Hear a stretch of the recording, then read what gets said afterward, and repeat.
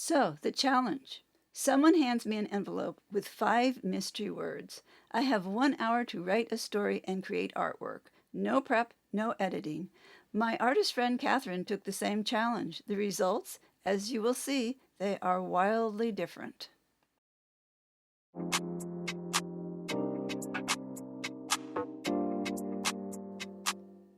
Part 1. Finding my art story. Every picture tells a story. It could be a story about celebration, or a glimpse into a dystopian future filled with all manner of newfangled things. Or perhaps an ancient story before language of nature spirits that shook the world and the people who worshiped them. So, what will my art story be about today? Okay, opening the mystery envelope to reveal the words that I'm using to create my story. Since these words have been chosen by someone else, I have no idea what they are. Then I set the timer, giving myself 5 minutes to create my art story. First, my avatar, or star of this show, is Kaya. The location is a greenhouse, the object an hourglass, and finally the color prompts are saffron and cobalt blue.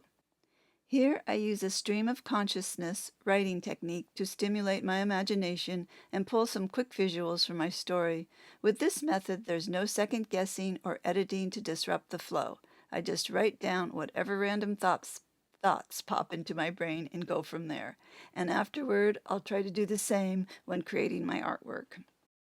So I think I have enough information here to start my artwork, so I'm stopping the clock at 2 minutes and 38 seconds.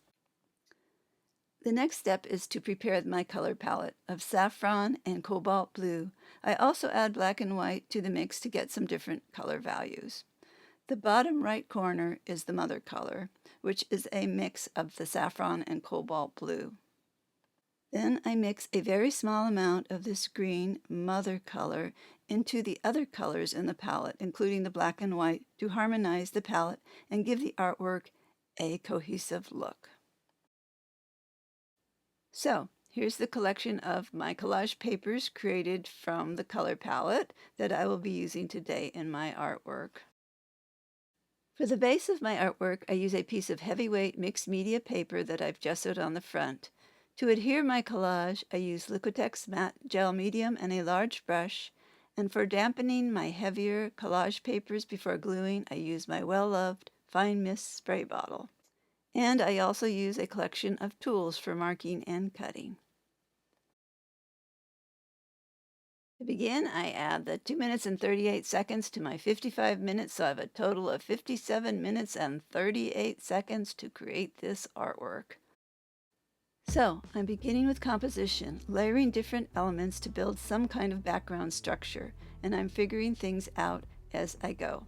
I have a vague story in mind, but I want you to know it's okay to change your story's direction. This is a stream of consciousness technique, so it's perfectly fine to intuitively change course in the middle of the process. So, here we go, not thinking, just creating.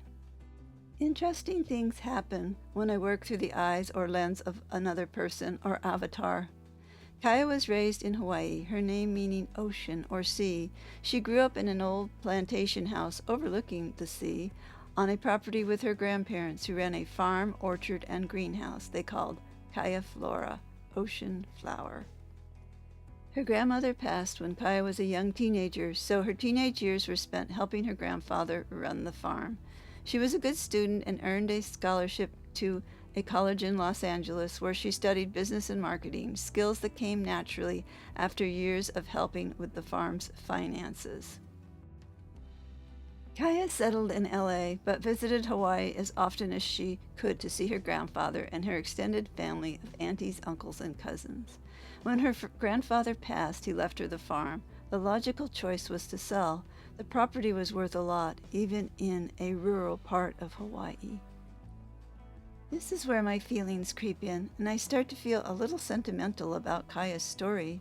Would she really sell the farm, her namesake, her inheritance, her family legacy? In the morning, coffee in hand, Kaya takes one last walk around the property, through the orchard heavy with papayas, oranges, and tropical fruit before the real estate agent arrives to evaluate things. So just a few final touches before I stop here and let this collage dry. It's getting pretty wet, so I've got 23 minutes and 13 seconds left on the clock to complete the rest of this artwork. I also wanted to add that this collage glue dries perfectly clear, so not to worry. So here I go again, starting the clock at 23 minutes and 13 seconds. I wanted to share this technique with you using sheetrock tape as a stencil. Here I'm using it to create a screen door texture. The trick is to use very little paint, almost a dry sponge application.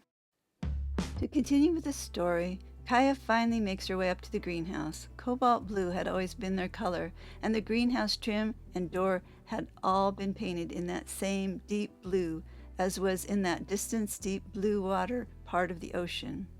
She paused at the bay window in front of the greenhouse, where they had always kept a fresh display of flowers for the local people who came to shop. And there it was, a vase she had made in pottery class years ago as a gift for her grandfather.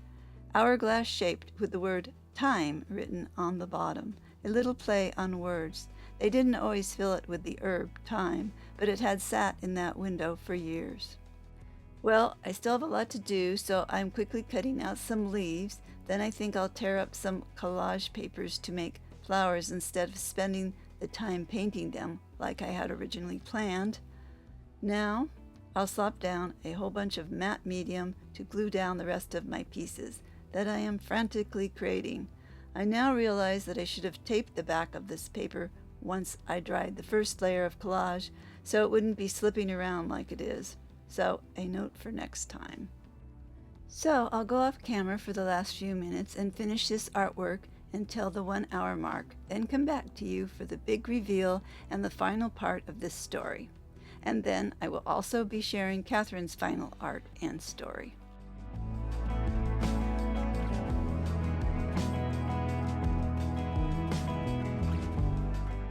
So, back to where I began with my original collage papers that I used to create my artwork. Then onto my final piece that I've titled Ocean Flower. And in the final part of my story, Kaya decides she'll refresh the flowers in the greenhouse window one last time. A nice touch before the real estate showing. But when she steps back and looks at what she's done, she knows she can't sell this place. It's in her blood. It's her legacy. She'll figure it out. However she has to work it, she's keeping the farm.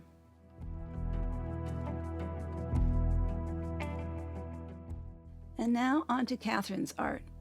Katherine kept her collage pieces to a minimum this time of 4 pieces, as she planned on doing more painting than collage this time around.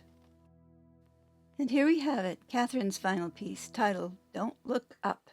And I really like her take on this greenhouse theme. It feels a little mid-century modern, or perhaps a bit space age. And I think the people here add to that otherworldly dimension. And here's Katherine's story.